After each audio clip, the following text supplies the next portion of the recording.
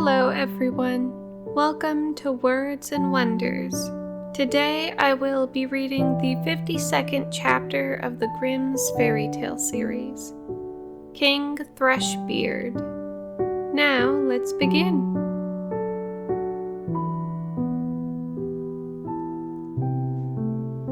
A king had a daughter who was beautiful beyond all measure, but so proud and haughty withal that no suitor was good enough for her. She sent away one after the other, and ridiculed them as well. Once the king made a great feast, and invited thereto, from far and near, all the young men likely to marry. They were all marshaled in a row according to their rank and standing. First came the kings, and then the grand dukes, then the princes, the earls, the barons, and the gentry. Then the king's daughter was led through the ranks, but to everyone she had some objection to make. One was too fat, the wine cask, she said. Another was too tall, long and thin has little in. The third was too short, short and thick is never quick. The fourth was too pale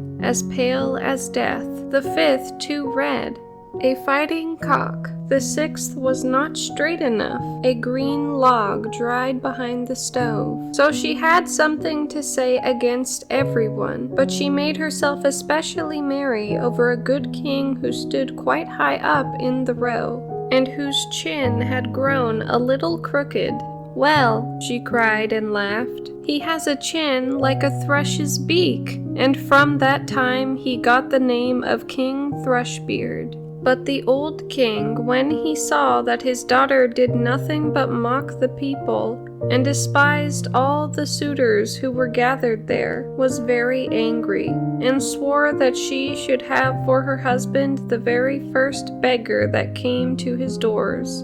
A few days afterwards, a fiddler came and sang beneath the windows, trying to earn a small alms. When the king heard him, he said, "Let him come up." So the fiddler came in his dirty, ragged clothes, and sang before the king and his daughter. And when he had ended, he asked for a trifling gift. The king said, "Your song has pleased me so well that I will give you my daughter there to wife." The king's daughter shuddered, but the king said, "I have taken an oath to give you to the very first beggarman, and I will keep it." All she could say was in vain. The priest was brought, and she had to let herself be wedded to the fiddler on the spot. When that was done, the king said, "Now it is not proper for you, a beggar woman, to stay any longer in my palace. You may just go away with your husband." The beggar man led her out by the hand, and she was obliged to walk away on foot with him. When they came to a large forest, she asked, "To whom does that beautiful forest belong?" "It belongs to the King Thrushbeard. If you had taken him, it would have been yours." "Ah, unhappy girl that I am, if I had but taken King Thrushbeard." Afterwards they came to a meadow, and she asked again, "To whom does this beautiful green meadow belong?" "It belongs to King Thrushbeard. If you had taken him, it would have been yours." "Ah, unhappy girl that I am, if I had but taken King Thrushbeard." Then they came to a large town, and she asked again, "To whom does this fine large town belong?" "It belongs to King Thrushbeard. If you had taken him, it would have been yours." "Ah, unhappy girl that I am, if I had but taken King Thrushbeard." "It does not please me," said the fiddler, "to hear you always wishing for another husband. Am I not good enough for you?" At last they came to a very little hut, and she said, "Oh goodness, what a small house! To whom does this miserable, mean hovel belong?" The fiddler answered, "That is my house and yours, for we shall live together." And she had to stoop in order to go in at the low door. "Where are the servants?" said the king's daughter. "What servants?" answered the beggar man. "You must yourself do what you wish to have done. Just make a fire at once, and set on water to cook my supper. I am quite tired." But the king's daughter knew nothing about lighting fires or cooking, and the beggar man had to lend a hand himself to get anything fairly done. When they had finished their scanty meal, they went to bed, but he forced her to get up quite early in the morning in order to look after the house. For a few days they lived in this way, as well as might be, and came to an end of all their provisions. Then the man said, "Wife, we cannot go on any longer eating and drinking here and earning nothing.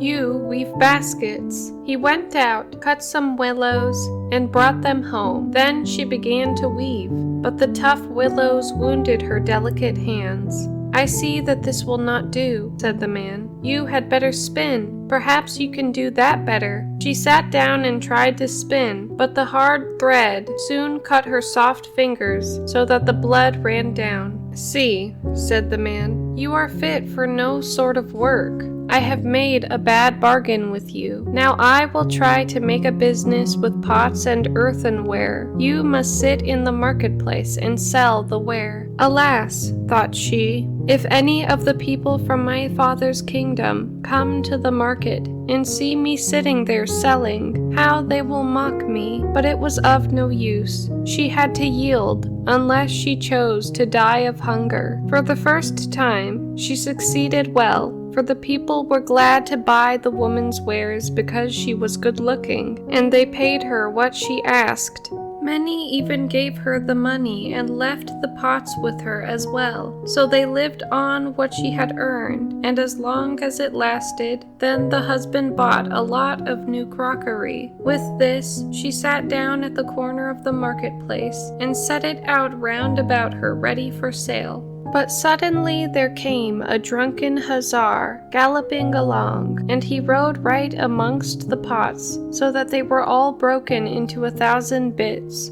She began to weep, and did not know what to do for fear. "Alas, what will happen to me?" cried she. "What will my husband say to this?" She ran home and told him of the misfortune. "Who would seat herself at a corner of the marketplace with crockery?" said the man. "Leave off crying. I see very well that you cannot do any ordinary work, so I have been to our king's palace and have asked whether they cannot find a place for a kitchen maid. And they have promised me to take you. In that way you will get your food for nothing." The king's daughter was now a kitchen maid, and had to be at the cook's beck and call, and do the dirtiest work. In both her pockets she fastened a little jar, in which she took home her share of the leavings, and upon this they lived. It happened that the wedding of the king's eldest son was to be celebrated, so the poor woman went up and placed herself by the door of the hall to look on. When all the candles were lit, and people each more beautiful than the other entered, and all was full of pomp and splendor, she thought of her lot with a sad heart,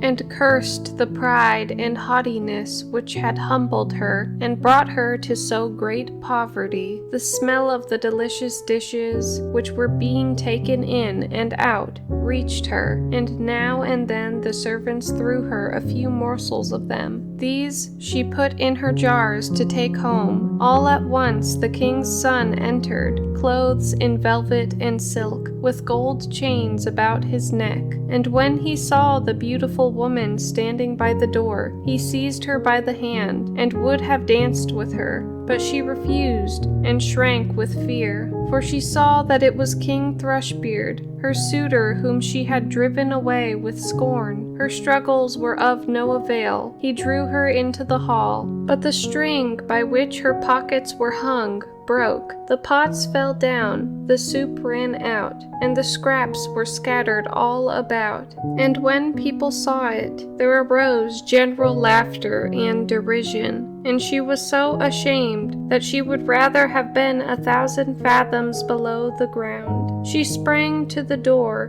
and would have run away, but on the stairs a man caught her and brought her back, and when she looked at him, it was King Thrushbeard again. He said to her kindly, "Do not be afraid. I and the fiddler, who has been living with you in the wretched hovel, are one. For love of you, I disguised myself so, and I also was the hussar who rode through your crockery. This was all done to humble your proud spirit, and to punish you for the insolence with which you mocked me."